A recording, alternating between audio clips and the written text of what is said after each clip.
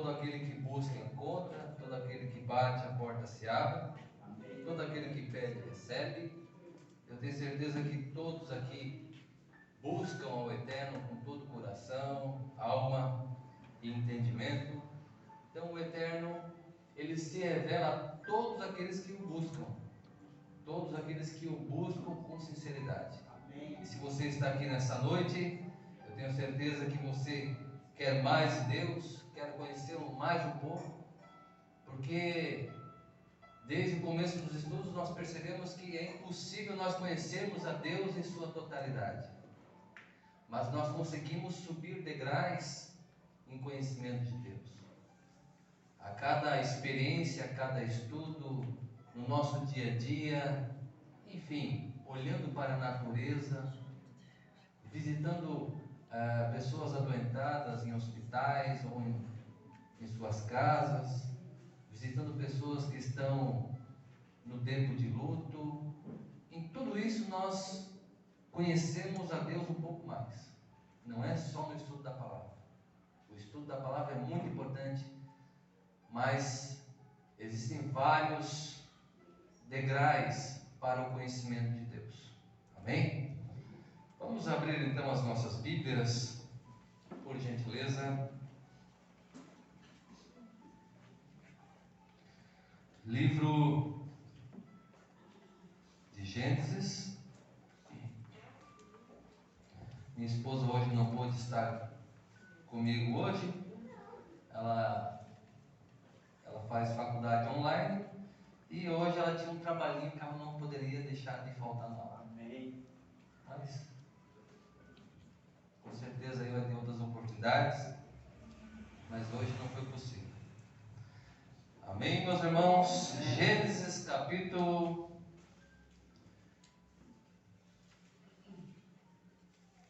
25. Capítulo 25, verso 19. Diz assim a eterna palavra de Deus: Bendito sejas tu, eterno nosso Deus, Rei do universo, que nos escolheste dentre os povos e nos deste a tua palavra. Bendito és tu, Senhor, que nos confiaste a tua palavra. Amém. E estas são as gerações de Isaque, filho de Abraão. Abraão gerou a Isaque. E estava Isaque com 40 anos de idade ao tomar a Rivca, filha de Betuel, o arameu, de Padã Arã, irmã de Labão, o arameu, para ele por mulher. E orou Isaque ao Eterno em frente à sua mulher, porque era estéril. E atendeu o Eterno e concebeu Rebeca, sua mulher. E lutaram os filhos no ventre, e ela disse: Se é assim, por que desejei isso eu? E foi consultar o Eterno, e disse o Eterno: 2 nações há no teu ventre, e 2 reinos de tuas entranhas se dividirão. Uma nação mais que a outra nação se fortalecerá, e a maior servirá a menor. E cumpriram-se os seus dias para dar à luz, e eis que havia gêmeos no ventre, e saiu o primeiro vermelho, todo ele, como vestido de pelo, e chamaram seu nome Esaú. E depois saiu seu irmão, e a sua mão agarrava o calcanhar de Esaú. E chamou seu nome Jacó. E estava Isaque com 60 anos de idade ao dar à luz Rebeca a eles. E cresceram os meninos, e foi Esaú perito caçador, homem do campo, e Jacó, homem íntegro, que habitava em tendas. Amém. Pode se assentar.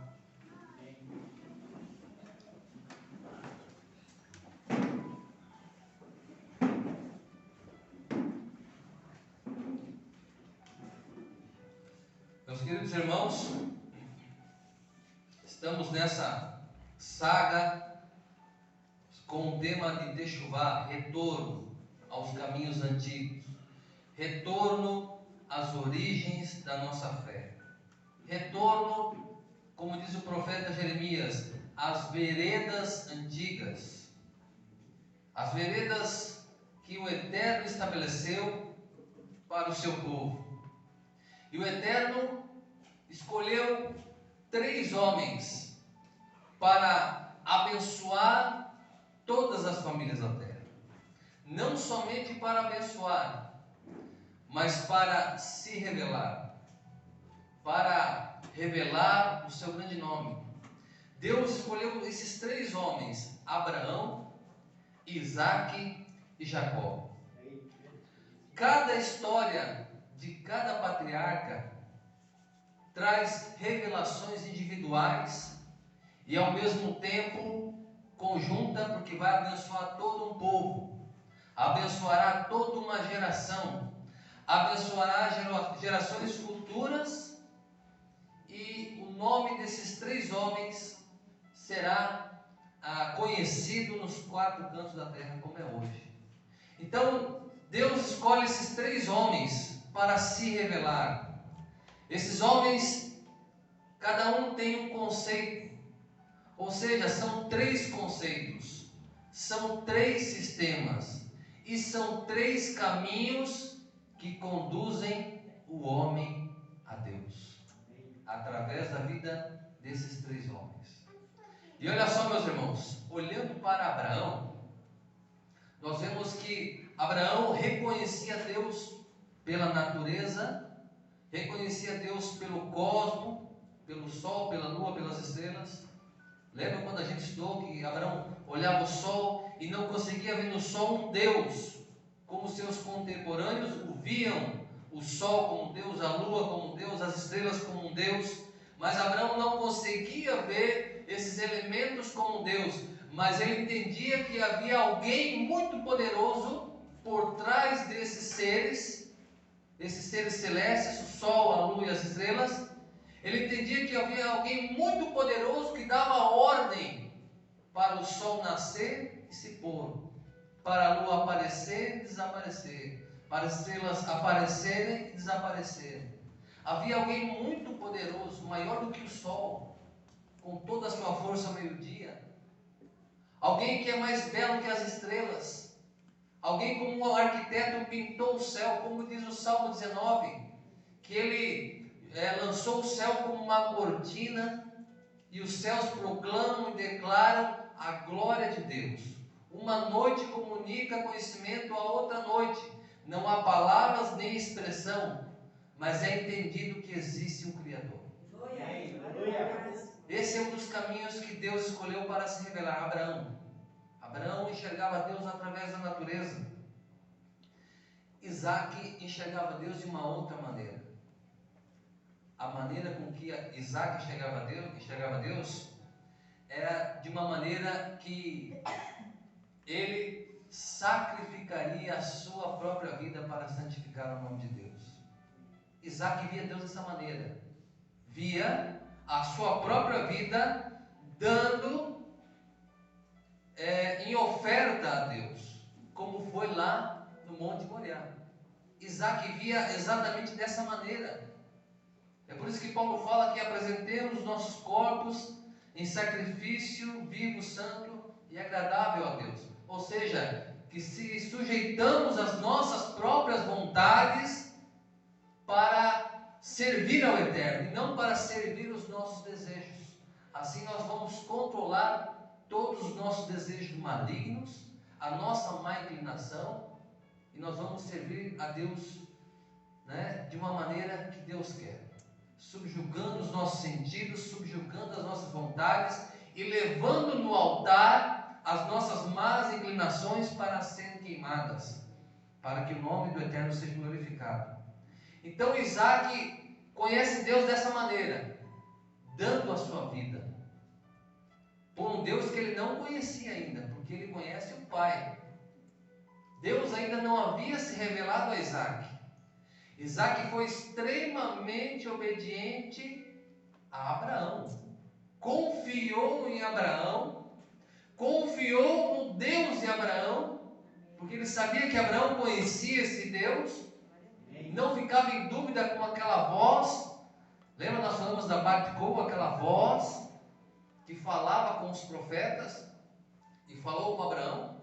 Então Isaac via Deus dessa maneira, como alguém que pede não o nosso dinheiro, não a minha casa, não as minhas coisas materiais, mas pede a minha própria vida. Yeshua não falou isso? Yeshua falou: aquele que quer me seguir, né, que abandone os seus próprios desejos, tome o seu madeiro e me siga. Abra mão da sua própria vida, se possível. É por isso que nós vemos no primeiro século os discípulos dando a sua vida, mas não negando o nome de Deus, fazendo como Isaac. Apesar de passar por um grande sofrimento, mas eles foram fiéis até a morte. E o terceiro caminho, a terceira revelação, o terceiro conceito que Deus escolhe para mostrar para o mundo quem é Deus, é Jacó. Jacó é o mais atormentado. Jacó é o mais atribulado. A vida de Jacó vai nos mostrar que nós podemos encontrar Deus nas maiores tribulações da nossa vida. Que nós podemos encontrar Deus nas maiores dificuldades da nossa vida. Que nós podemos encontrar Deus nas mais densas trevas. O profeta diz, não vou lembrar o nome do profeta, mas diz que Deus tem um caminho no meio da tormenta. Muitas das vezes o Eterno se revelou nos momentos mais difíceis da humanidade, nos momentos mais escuros. Deus levantou homens que ouviram a sua voz. Jacó é esse terceiro caminho, o caminho da tribulação. Se você pensa que servir a Deus, levantar a mão, aceitar Ele, e a sua vida será um mar de rosas, eu tenho uma má notícia para te dar. Nesse mundo, nós seremos como ouro provado, para que as impurezas sejam tiradas de nós e para que o nosso espírito, a nossa alma brilhe. Porque cada um de nós, né, somos um ouro bruto nas mãos do ourive. Nesse mundo nós somos um ouro bruto. E o Eterno vai provar esse ouro para que você possa brilhar cada dia mais e mais. Então, o conceito de Jacó é o conceito da tribulação. É o conceito da dificuldade. É o conceito que Deus se revela também nos piores momentos da nossa vida. São três conceitos, são três caminhos, são três ensinamentos que Deus reservou, que Deus escolheu para que a humanidade pudesse aprender, pudesse conhecer o Deus de Abraão, o Deus de Isaac e o Deus de Jacó. Nós tivemos 2 estudos sobre Abraão. Não vou falar sobre Abraão hoje, mas ele está conectado aqui, então é importante eu voltar em algumas coisas. Então Abraão, a gente estudou como que Abraão veio para conhecer essa fé que o mundo daqueles dias não conhecia. Como que Deus chamou, da onde Abraão saiu, para onde ele foi. Ele foi para uma montanha. O ápice espiritual da vida de Abraão foi uma montanha chamada Har Moriá, Monte Moriá. O monte em que Noé sacrificou ali quando as águas baixaram, quando houve o dilúvio. Aquele monte em que foi palco para grandes eventos, e futuramente seria feito naquele monte o templo, que há 2000 anos foi destruído, e hoje no local fizeram uma mesquita, e hoje os judeus não podem construir o seu templo. Por quê? Porque não chegou a época, porque não chegou a hora. E por que eles não podem construir? Porque o profeta Ezequiel já falou que o templo que será construído não é feito por mãos humanas. É por isso que quando Yeshua diz assim, eu vou preparar morada, eu vou preparar lugar. O que ele estava falando? Eu vou edificar a nova Jerusalém. Eu vou construir um santuário mais bonito e mais suntuoso do que o de Salomão, o que Herodes construiu para os judeus. E esse santuário, essa cidade descerá para o local escolhido, aonde estava o trono de Davi, o trono de Judá. Como diz o salmista, lá estão os tronos da casa de Davi, os tronos de Judá. Ali será o palco dos maiores eventos escatológicos no final dos tempos, em Jerusalém. É por isso que os nossos olhos têm que estar voltados para esse lugar. Desde Abraão, Isaac e Jacó, os grandes eventos aconteceram neste monte. E olha só, Abraão reconheceu aquele lugar como a grande montanha, a montanha de Deus, a montanha onde Deus se manifestava. Quando Deus pede o seu filho, Deus fala: Abraão, lech lecha ha moriá. No primeiro chamado de Abraão ele fala: lech lecha, vai para ti. Mas no último teste ele fala: lech lecha ha moriá. Ou seja, Abraão, vai para ti, mas agora para o Monte Moriá. Era o último teste. Leva o seu filho de 37 anos. É por isso que Isaac é sinônimo de força. Isaac é sinônimo de poder. Abraão é sinônimo de bondade, misericórdia. Em hebraico, chesed, bondade, misericórdia. Isaac já é sinônimo de força, justiça, disciplina. São duas forças antagônicas. Qual é o personagem que vai unir essas duas forças? A justiça e a misericórdia, a bondade, a graça? É Jacó, que vai ser o equilíbrio dessas duas forças. Então olha que interessante. Abraão conhecia aquela montanha como um altar. Isaac conheceu aquela montanha como um altar que lhe daria a sua vida. Ficou conhecido assim. E com Jacó ficou conhecido diferente. Nós vamos estudar daqui a pouco sobre isso. Então, eu preciso falar um pouquinho de Isaac antes de nós entrarmos em Jacó. Se você ler ali o Gênesis, você vai perceber que Isaac não tem muita expressão na Bíblia. Não tem muitas histórias sobre Isaac. A mais marcante é o quase sacrifício de Isaac. Mas depois conta ali a história de que ele cavou alguns poços, que ele não foi para o Egito por causa da grande fome, Deus abençoa ele, e que depois ele se casa e tem filhos, e depois Isaac some da história.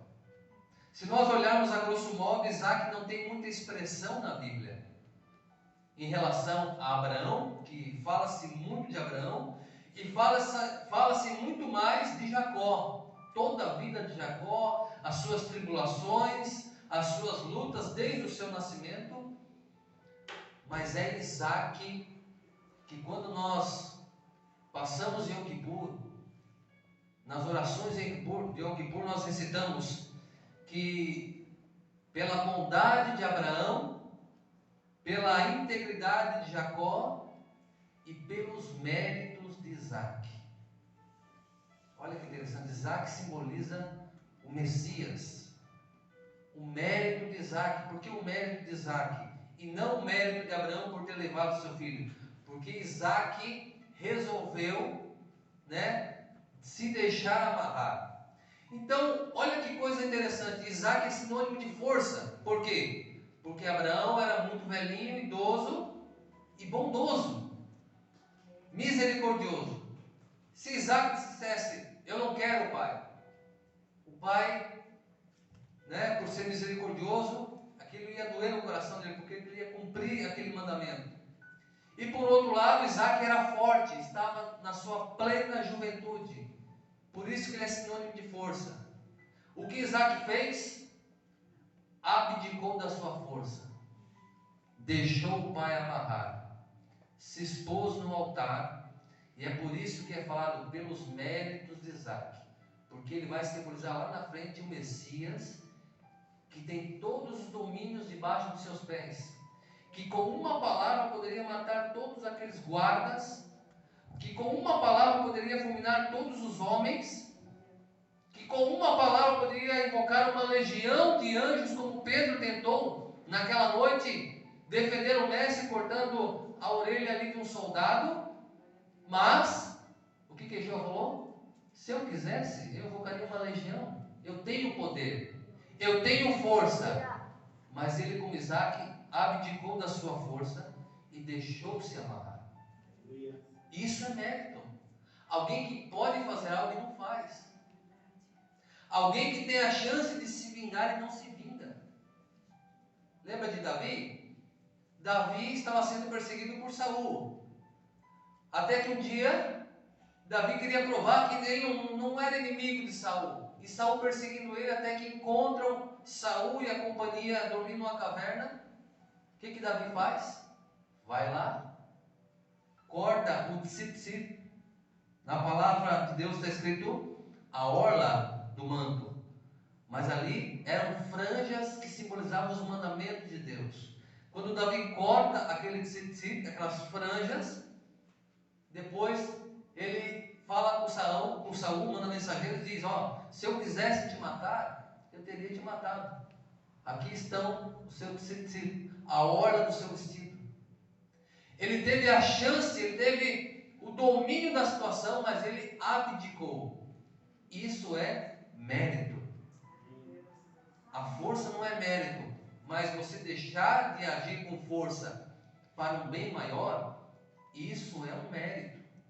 É o que Isaac faz e é o que Yeshua faz lá no Getsemane. Ele não usa a sua força. E Isaac, o nome Isaac, vocês sabem muito bem que o nome dele é riso, sorriso, porque a mãe não acreditou nas palavras do anjo. Aliás, não é que não acreditou, achou graça. Como que uma mulher daquela idade estéril e o seu marido também avantajado em idade, como teria um filho? E ela riu-se. E o anjo disse: você riu. E por causa disso o nome dele será Isaac. Cada vez que ela chamava o menino, riso, ela lembrava das palavras, que é Isaac em hebraico. Então, o nome traz características espirituais até para a nossa vida. Pesquise sobre o seu nome. Seu nome não é por acaso, não. O nome de Isaac era riso. E Isaac é um personagem que passou por alguns momentos de aflições, não tanto quanto Jacó, mas ele passava por todos os seus momentos de dificuldade rindo das situações, porque ele sabia que tudo coopera para o bem daqueles que amam a Deus. Aleluia. Até a fome, até os egípcios, até os seus inimigos, quando vinham entulhar os poços, ele ria da situação, porque ele conseguia ver acima da tempestade. Ele não olhava para a tempestade, mas ele tinha visão de águia. Ele sabia que aquela tempestade era um teste, como muitas vezes seu pai foi testado, e ele saía de todas essas situações vitorioso. Como ele ria de todas as dificuldades, ele jamais murmurava. É por isso que é pelos méritos de Abraão que em Yom Kippur, né, é lido textos que falam do mérito do patriarca Isaac, porque ele simboliza o Messias. Então Isaac, ele tem essa premissa no seu nome de ser aquele que vai rir de todas as situações. Então Isaac, ele vai ter essa missão de levar a mensagem, levar essa nova religião, essa nova filosofia, essa nova crença em um Deus totalmente desconhecido no seu tempo, num Deus que o mundo não conhecia daquela maneira, um Deus que na concepção judaica, até os dias de hoje, nós lemos todos os dias quando nós fazemos a oração da manhã, que ele é uniforme, ou seja, não tem forma, que ele é invisível, que ele é infinito. Só Deus é assim. Isso era loucura nos dias de Abraão. Isso era algo inconcebível na mente das pessoas naqueles dias. Para eles, os deuses tinham que ter forma, como o sol, como a lua, como uma estátua de um animal. Eles deveriam ver, eles deveriam tocar, porque eles, na verdade, eles queriam ter domínio sobre os deuses. E eles não queriam se submeter a alguém que eles não conseguiam ver, ouvir, muito menos, porque eram desobedientes. Somente Abraão e os homens de Deus ouviam a sua voz e conseguiam discernir as palavras de Deus sem criar, idolatria. Então, a ordem divina a Abraão de oferecer Isaque foi um teste, não só para Abraão, mas principalmente para Isaque. Principalmente para Isaque. Então, olha que interessante. Existe um conceito que diz assim, que quem é o homem forte? Quem que é o homem mais forte? É aquele que consegue dominar os seus instintos. Esse é o homem forte. Yeshua não falou? Não resista ao seu inimigo. Se alguém te pedir a tua capa, ofereça também a túnica. Existe um princípio nessas palavras de Jesus. O princípio é que o forte, ele não resiste ao mal, porque ele está vendo o que o outro não está vendo. Então esse é um princípio de poder e força que a pessoa não exerce, podendo, não exerce, para que o outro não se machuque, ou para um grande propósito. Então, toda essa história sobre Isaque, apesar de a Bíblia falar pouco de Isaque, mas Isaque é conhecido, depois que Isaque passou pelo Monte Moriá, do qual ele foi quase sacrificado, a Bíblia não fala, mas a tradição judaica fala muito. Ele voltou diariamente àquele lugar, ao Monte Moriá. Por muito tempo ele ia diariamente. O que ele ia fazer naquele lugar? Orar. O que ele ia fazer naquele lugar?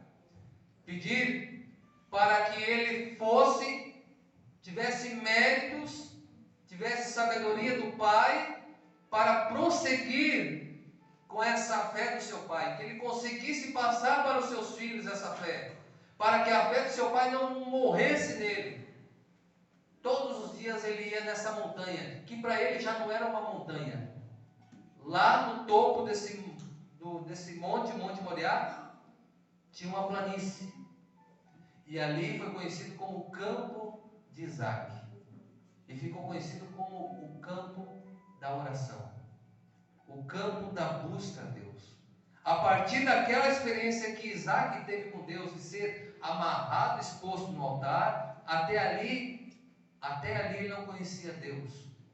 Mas depois que, quando o seu pai quase sacrificou, aparece um anjo, aparece um carneiro, o filho divide aquela experiência com o pai sobrenatural. E a partir dali, Isaque conhece não só seu pai, mas principalmente o seu pai que fez os céus e a terra. E a partir dali, todos os dias, aquela montanha se tornou um campo de oração para Isaque, no qual buscava ao Eterno diariamente. Essa é a história de Isaque. Isaque continua a sua saga, Eu contei para vocês que depois do quase sacrifício de Isaque, contei para vocês que a mãe de Isaque morreu, ou seja, o teste não havia ainda acabado, faltava fechar, e fechou com a morte de Sara. Abraão não murmurou, Abraão chorou, lamentou e continuou o seu legado, e continuou a sua história. E olha que interessante, meus irmãos, vocês sabiam que Abraão era profeta, porque Deus havia profetizado para ele que a sua descendência seria escrava em terras estranhas, mas depois de 400 anos ela seria tirada. Então Abraão era profeta. Mas talvez o que você não saiba, ou saiba, não sei, Sara também era profeta. Mas o que talvez agora você não saiba mesmo é que Sara era maior em profecia do que Abraão. Agora nós vamos fiquemos no chinelo, né? Sara era maior em profecia do que Abraão. Porque Sara chegou e disse para Abraão: Abraão, manda Agar embora. E Abraão falou: que isso, mulher? Sara era profeta. Ela falou: manda Sara embora. E Abraão: você está? Fala com Deus então. Abraão foi lá, falou com Deus: Senhor, Sara está com umas ideias meio doidas aí. E Deus falou: ela tem razão, manda Agar embora. E daí Abraão obedeceu a Deus, né? Obedeceu a Deus e mandou Agar embora. Então, a tradição judaica vai dizer que Sara era maior em profecia do que Abraão. Tanto é que quando Sara morre, não há mais revelação de Deus a Abraão. Você pode ler a história. Não tem nenhuma aparição de Deus mais a Abraão. Então havia uma conexão muito grande entre Sara e Abraão no nível de profecia, e Sara sendo maior em profecia. Quando Sara morre, e Abraão vai viver 175 anos ainda, e depois que Sara morre, não houve mais aparição de Deus. O Eterno se calou com Abraão e Abraão seguiu o seu caminho, fez a sua parte. Então, Sara morre, Abraão tem que arrumar uma esposa para Isaac. E vai buscar lá na casa dos seus parentes, Rebeca. Traz Rebeca, e Rebeca vai ter o mesmo problema da mãe de Isaac, era estéril. Mas durante 20 anos, Isaac ia naquele campo e orava. Orava até que um dia Deus atendeu as suas preces. E Rebeca engravida agora. E olha que interessante, Sara deu um filho a Abraão, mas Rebeca gerou 2 filhos. A bênção está se multiplicando, né? São 2 filhos. Então, só que ela não sabe que são 2. Imagina naquela época assim, sem poder ver se é menino ou menina, ou seja, tem que esperar nascer para ver o que é. Imagina naqueles dias, a curiosidade, né? Não dá para escolher a cor do enxoval, né? Então tinha uma expectativa, e os nomes eram dados de acordo com o nascimento, de acordo com a ocasião, de acordo com o que acontecia no nascimento. Alguma característica seria o nome da criança. Então Rebeca grávida, e ela percebeu que a sua barriga estava um pouquinho maior do que uma grávida normal. E o que acontece, meus irmãos? A tradição fala que quando ela passava por uma casa de idolatria, aquilo começava a chutar a sua barriga. E quando ela passava por uma casa de estudo, uma tenda de estudo, a sua barriga também chutava. E a tradição judaica vai dizer que quando Rebeca passava por casa de idolatria, Esaú se agitava. Ele sentia desejo de ir para aquele lugar. Mas quando Rebeca passava por uma casa de estudo, uma casa de santidade, Jacó se mexia e queria ir lá para estudar a palavra de Deus. Mas ela não sabia que era 2, até que foi consultar um homem de Deus e foi-lhe revelado que são 2 nações, e a maior servirá a menor. Isso Rebeca guardou no seu íntimo, essas palavras, que o maior servirá ao menor. E o tempo passa, chega um momento de ela dar a luz, e o que acontece? Acontece uma coisa inusitada. Quando sai o primeiro sai peludo, vermelho. O primeiro sai dessa maneira. Então dão um nome para ele de Esaú. Esaú quer dizer pronto, como se fosse um homenzinho já peludo, com bastante cabelo, sabe? Bem estranho. Esaú quer dizer pronto e vermelho. Depois apelidou-se ele de Edom. Edom vem da raiz de Adão, que é vermelho também, porque Adão era vermelho, porque ele foi tirado da terra. Adão era vermelho. E Esaú foi apelidado futuramente de Edom, porque era ruivo também, como Adão.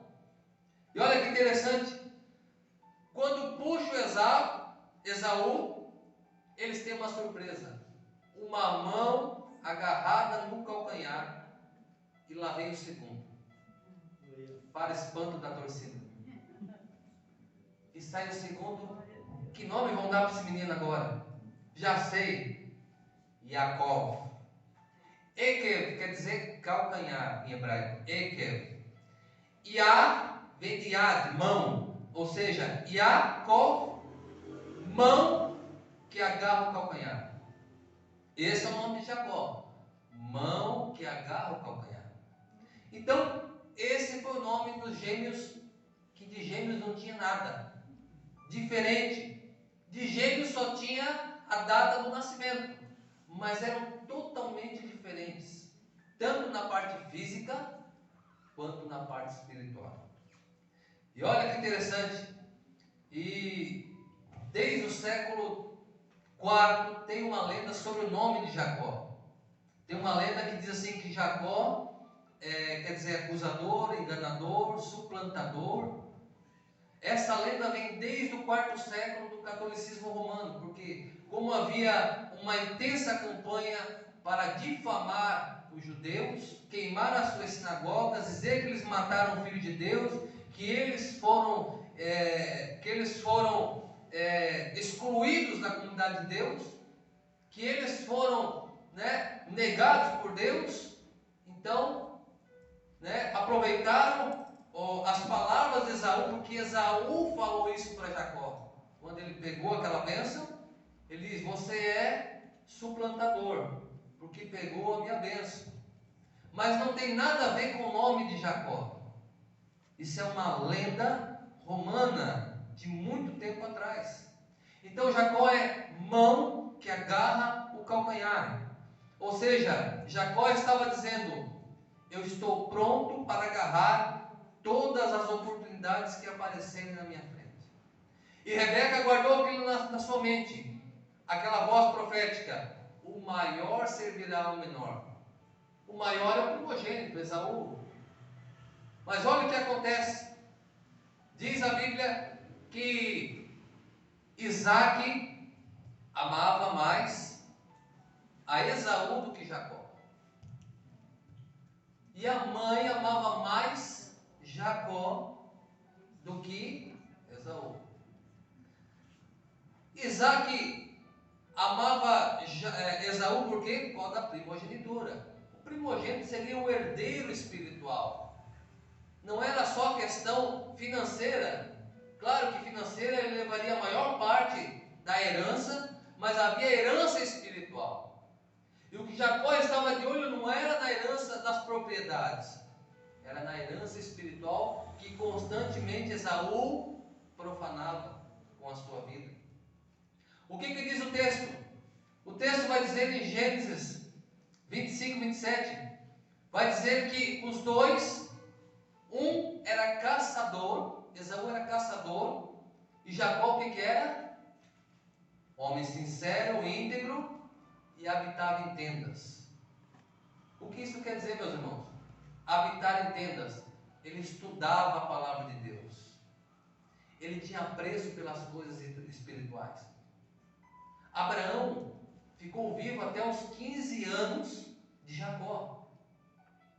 Que tendas eram essas? As tendas de Abraão.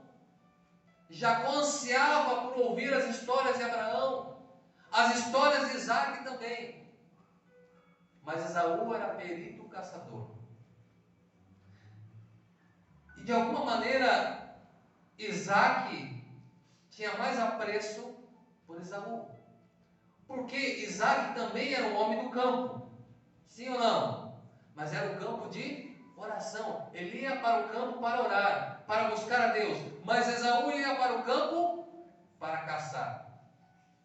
E o que o caçador faz? É perito em armadilhas. Se você faz uma armadilha para um animal, o que você está fazendo? Você está enganando o animal para que ele possa ser capturado. Então, é dito na Bíblia que constantemente Esaú trazia as caças, está escrito, as caças de sua boca. O que é isso? Trazia belas histórias para Isaac. Trazia a caça, mas também trazia belas histórias. Ele dizia: meu pai, hoje quando eu fui sair para caçar, eu ajudei o meu vizinho, eu ajudei isso, eu fiz isso, mas era a caça de sua boca. Ele queria também enganar o seu pai, que ele era uma pessoa justa. E nós vamos ver na Bíblia que ele não era justo, que ele não era íntegro, e que até queria matar o seu irmão depois por causa da bênção. E ele se casou com mulheres estrangeiras, e no fim dos dias deu muito desgosto para os seus pais. E Jacó habitava em tendas, estudava constantemente a palavra de Deus, com Abraão, com o próprio Isaac. Eram duas tendas, as tendas de Abraão, a tenda da bondade, ele aprendia a tenda da bondade, a tenda da misericórdia, e as tendas do seu pai Isaac também, a tenda da disciplina, a tenda da força, a tenda da submissão, a tenda daquele que, se for possível, dê até a sua vida para santificar o nome de Deus. E as tendas de Abraão, seja bondoso com todos. Então, Jacó é a mistura da bondade com a força de Isaac. Ele traz essas duas forças e traz o equilíbrio dessas duas forças. E o texto fala que ele era íntegro. A Bíblia diz que ele era íntegro. É Esaú que vai chamar ele de suplantador. Mas a Bíblia traz ele como íntegro, como sincero e que habita em tendas. Agora vamos para a história. A mãe sabia profeticamente que a bênção era de Jacó, certo? Mas chegou um tempo em que Isaac estava com as suas vistas fracas e ele sabia que poderia morrer a qualquer momento.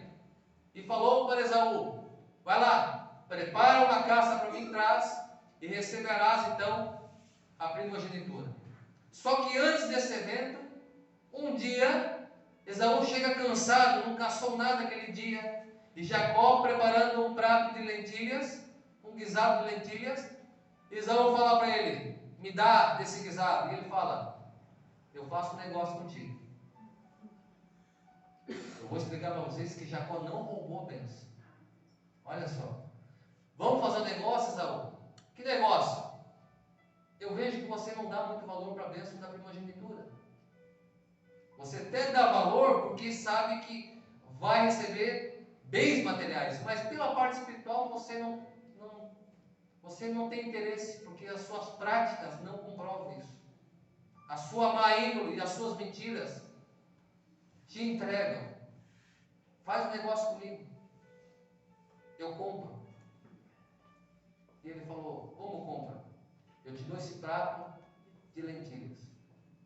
O que Esaú fez? Não pensou duas vezes. Olha o valor que ele dava para a primogenitura. O que Jacó fez? Jacó, ele fez, ele comprou, para o pessoal que gosta de ação, ele comprou barato, e a hora que ele foi vender, vendeu caro. Comprou muito barato. Comprou por um prato de lentilhas. Esaú só faltou assinar o contrato. Aceitou. Então Jacó roubou ou não roubou? Não roubou. Só que tem como agora ganhar essa bênção? Porque com certeza o pai não estaria de acordo. E Jacó também não teria a cara de pau de ir lá e enganar o pai. Jacó falou: pronto, perdi a bênção. Paguei barato, mas não vou poder ter essa bênção.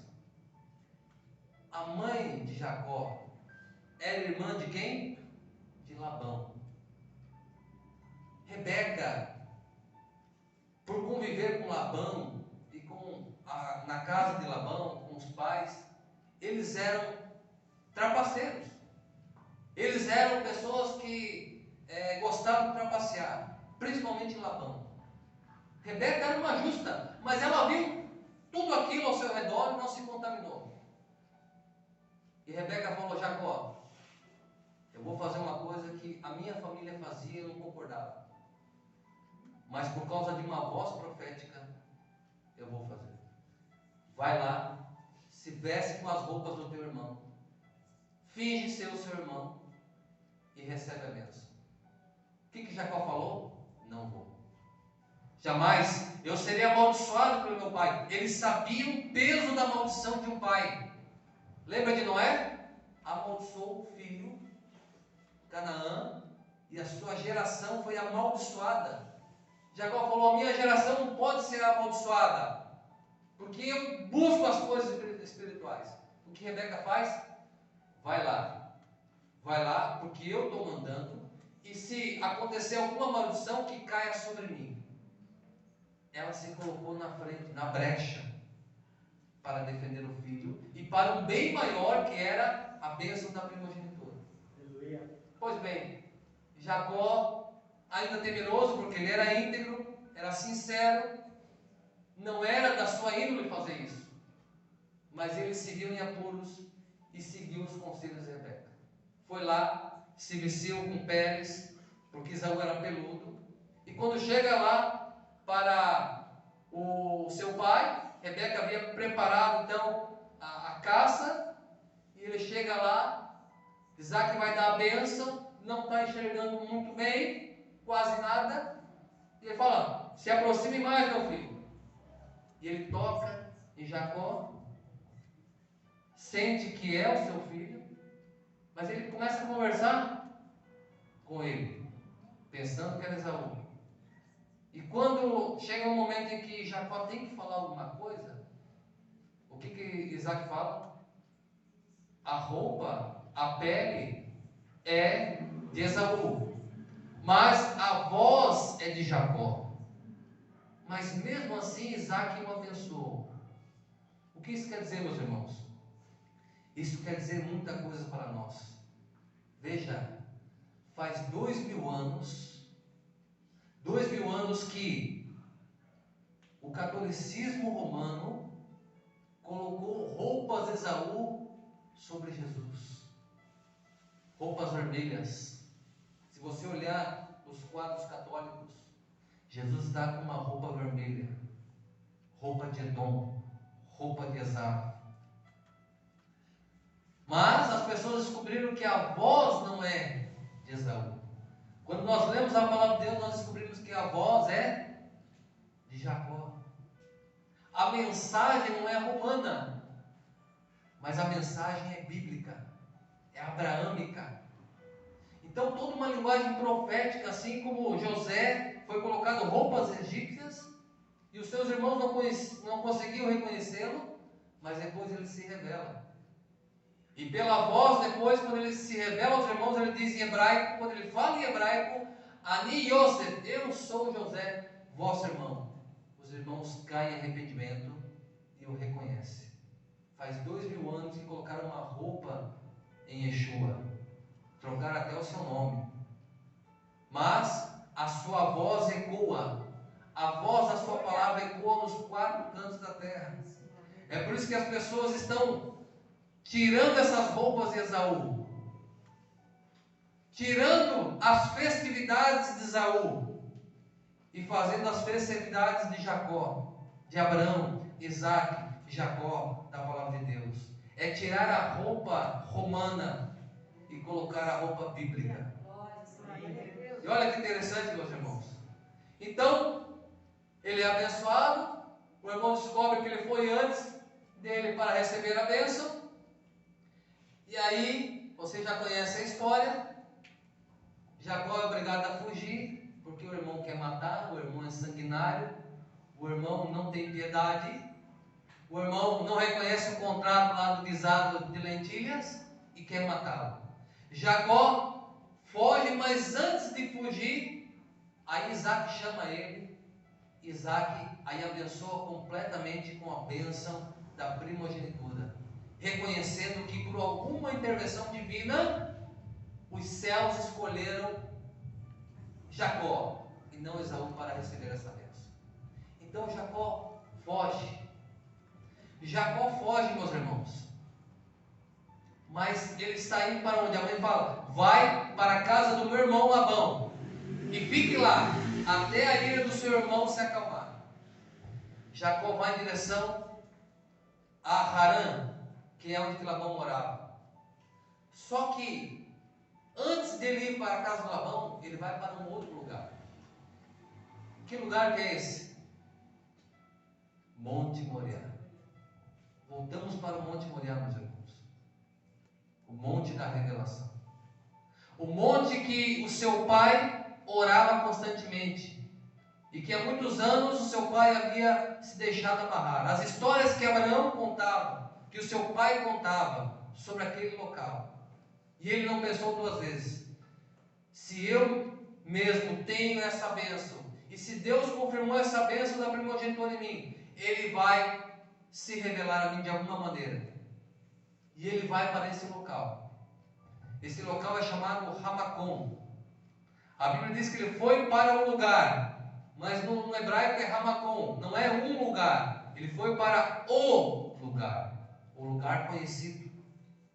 Ele chega lá, ele vê aquela pedra que o seu pai foi deitado ali, há muitos anos atrás. Ele vê aquela pedra e ele não vê Deus ali.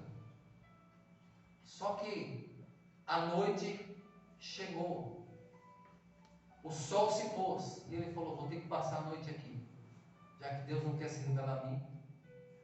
Eu acho que cometi um grande erro, eu acho que eu cometi um grande pecado. E se achegou naquela grande pedra. Aí o que ele faz? Ele pega 12 pedras sem saber.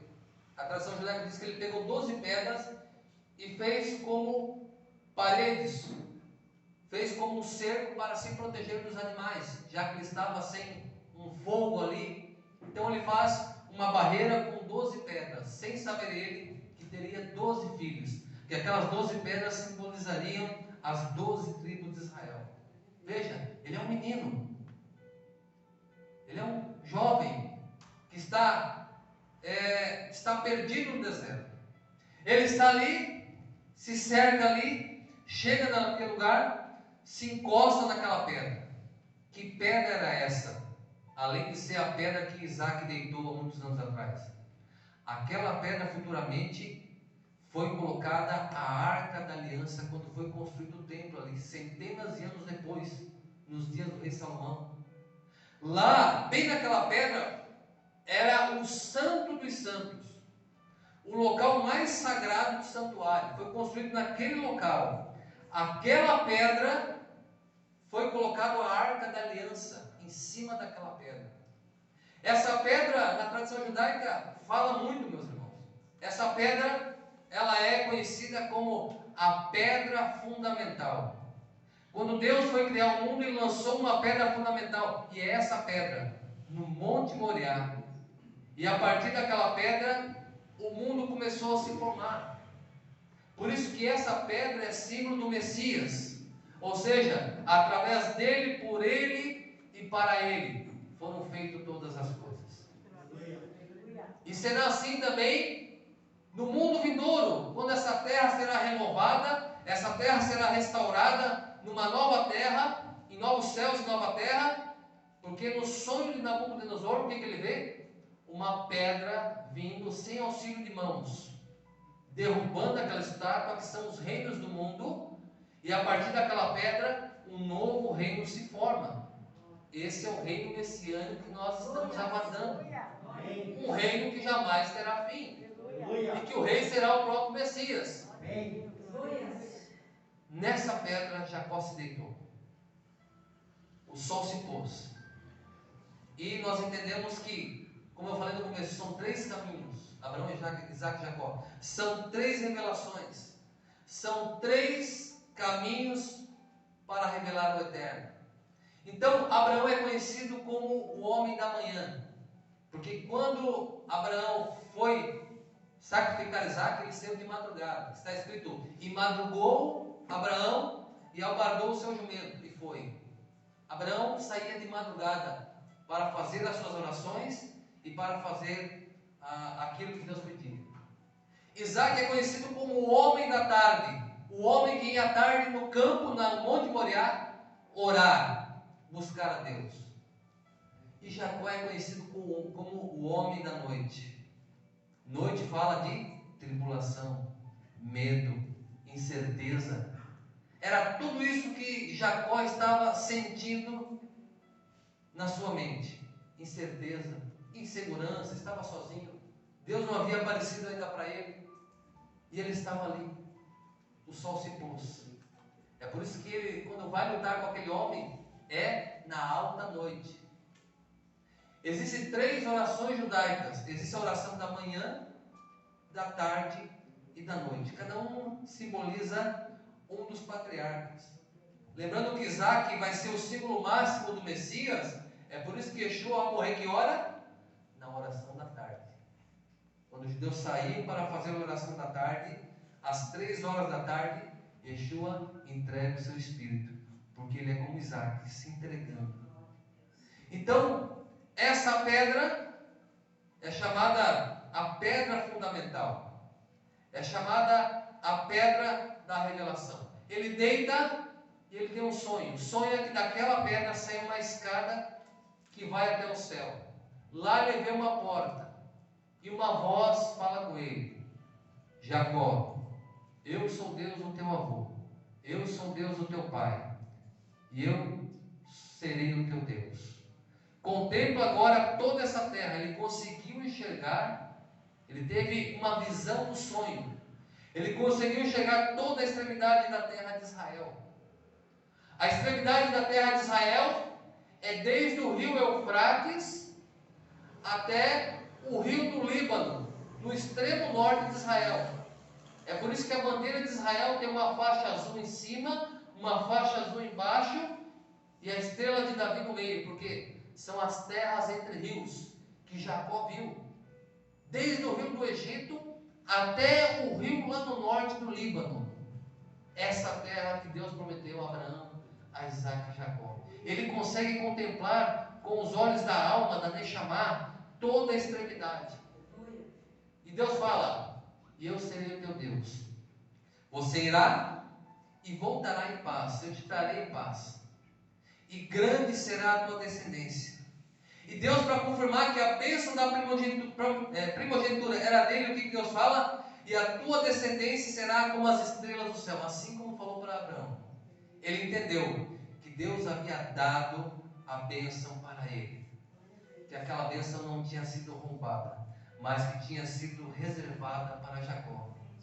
E na ciência, meus irmãos, olha que interessante na ciência, eu pesquisei sobre isso. Quando há a concepção de gêmeos, geralmente o primeiro que vai ser fecundado, o primeiro que entra na mulher, quando há gêmeos, ele é colado na parede, porque ele tem que dar espaço para o segundo vir, e ele fica colado na placenta, para que o segundo tenha espaço, senão os dois vão se enrolar nos cordões ali, e um vai morrer.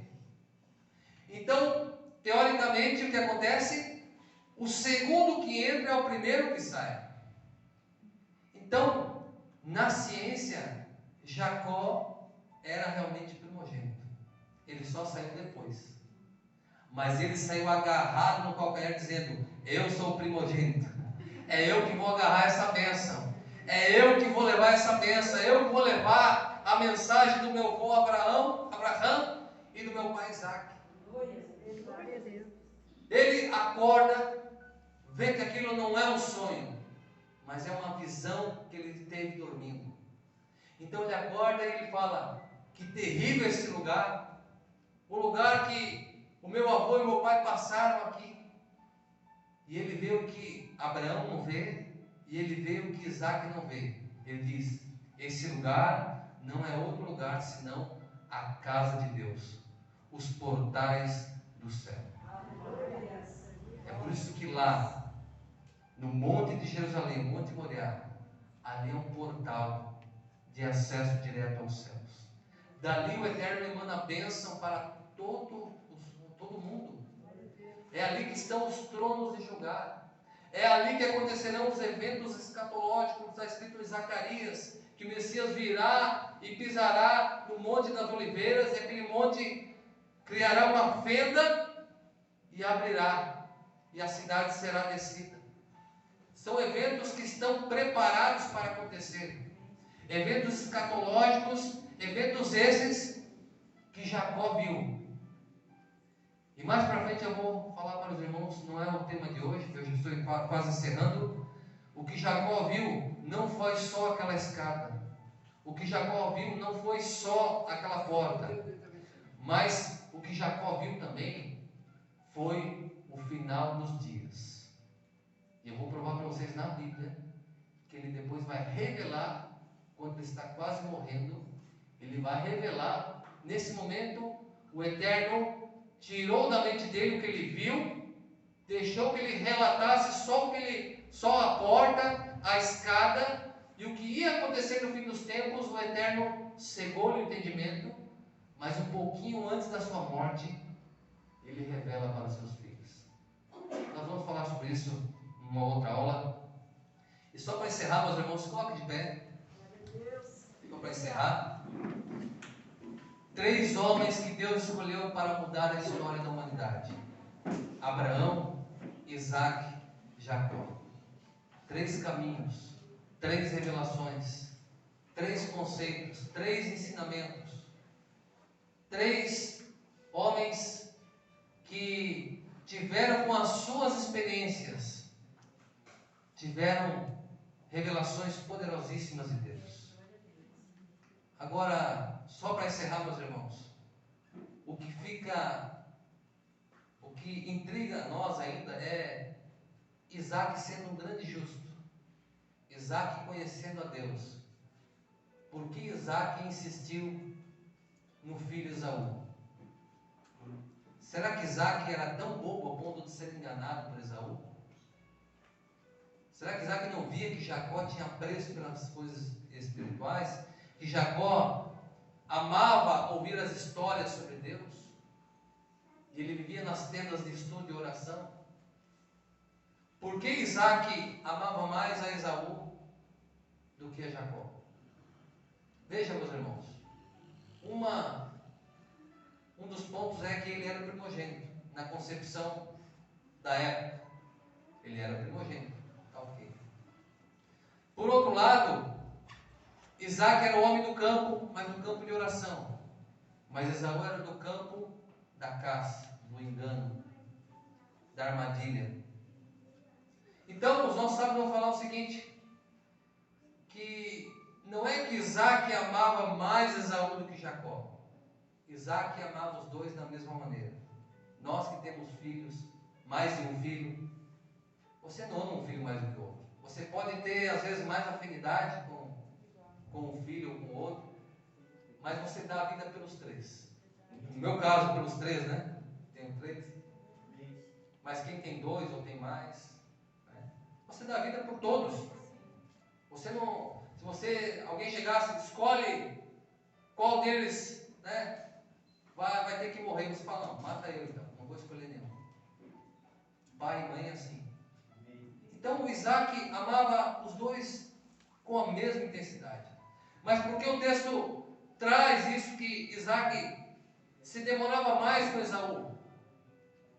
Porque Isaac sabia que Esaú não era íntegro, não era justo, não buscava o Eterno de todo o coração. Buscava a presença do Pai por causa da primogenitura e por causa dos bens financeiros da herança. Mas Isaac nos ensina algo, meus irmãos. Mesmo Isaac sabendo que seu filho estava praticamente perdido, que ele não mudava os seus caminhos, Isaac não desistia do seu filho. Isaac não desistia. Até as últimas consequências, Isaac acreditou que Esaú poderia mudar. Que Esaú poderia mudar os seus caminhos. E essa é uma das revelações também de Isaac.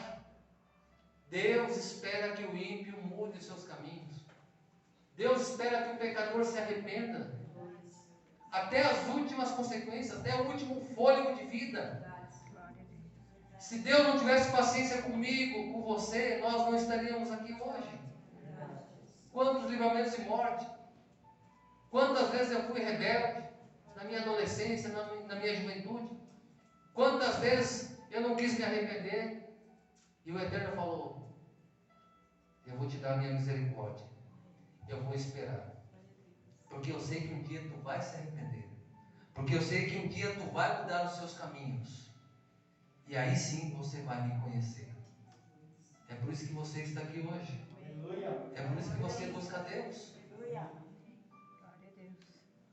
Então Deus, nessa revelação de Isaac, do caráter de Isaac, ele esperou e esperou anos. Ele tinha o desejo, não só o desejo, mas a esperança que Esaú mudasse. Infelizmente Esaú não mudou. Nada o fez mudar. Ao contrário, só piorava com o tempo. Então essa é uma das grandes revelações do patriarca Isaac. Deus espera que nós chegamos ao pleno arrependimento. Deus espera que cada um de nós se volte para os seus caminhos. Assim como Isaac e Esaú tinham um campo, Deus também te dá um campo. O que você está fazendo com o campo? Está trabalhando para você? Está fazendo armadilhas?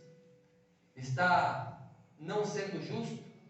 Está enganando? Está fazendo aquilo que é contra a vontade de Deus? Ou você está fazendo como Isaac, colocando a sua vida no altar, colocando a sua vida em disposição para Deus, se colocando no altar, dizendo para Deus: Senhor, a minha vida está aqui, faça dela o que tu quiseres. Deus tem esperança em cada um de nós. Deus espera que todos nós cheguemos ao pleno conhecimento, cheguemos ao pleno arrependimento, e que nós voltemos os nossos caminhos para Ele. O que nós estamos fazendo com esse campo que Deus nos deu, essa terra que Deus nos deu, esse lugar chamado terra, que possamos ter a nossa vida, ter o nosso trabalho, ter os nossos afazeres diários, mas que os nossos olhos possam estar voltados para os céus. Os nossos pés estão presos na terra, mas os nossos olhos, o nosso coração precisam estar voltados aos céus, precisam estar voltados ao Deus Criador, porque na sua palavra diz que Ele abre as suas mãos poderosas e farta todo o ser vivente com a tua mão. Amém? Vamos orar. Eterno nosso Deus, te agradecemos por esta noite, te agradecemos, Senhor, por esses 3 homens, Senhor, que tu escolheu a dedo, homens íntegros, homens como Jacó, que passou grandes tribulações, homens como Abraão, que tiveram que sair da idolatria, que tiveram que sair da casa do seu pai, que tiveram que sair da sua cidade, da sua parentela. Eterno, homens como Isaac, que não se importam nem com as suas vidas para santificar o teu nome, para que o teu nome seja propagado na terra. Eterno, pela bênção desses 3 homens que tu escolheu, para que todas as famílias fossem abençoadas. Nós, Senhor, pedimos a ti, Senhor, que possamos seguir na pisada desses 3 patriarcas, que possamos seguir na pisada, Senhor, desses homens que, apesar de muitas vezes falhos, mas foram justos na tua presença, foram exemplos para nós, exemplos de fé, obediência e perseverança em todos os tempos. Eterno, que tu possa reavivar a nossa fé, que tu possa, Senhor, reanimar a nossa fé, ressuscitar a nossa fé, Senhor. Reaviva o teu povo, Senhor, que a tua palavra possa, Senhor, fazer grandes coisas em nossas vidas, possa nos moldar, possa, Senhor, nos abençoar a cada dia. Eterno, abençoa o teu povo grandemente, abençoa os teus filhos, Senhor, que a tua palavra possa fazer morada, Senhor, assim como Jacó habitava em tendas, como ele habitava em tendas, ele estava continuamente, Senhor, estudando a tua palavra, estava, apesar da sua vida diária, sua vida secular, ele estava constantemente buscando a tua presença, em oração, em comunhão contigo, em estudo da tua palavra. Assim, meu Deus, que quando os descendentes deles, Senhor, também seguiram a mesma linha de estudar, de buscar a Ti.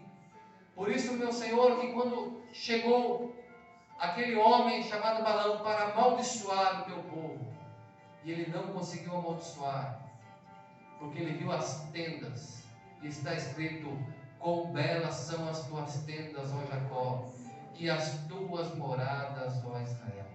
E ele não conseguiu amaldiçoar, por causa da perseverança do Teu povo. Abençoa o Teu povo, protege, Senhor, de qualquer mal, de qualquer acidente.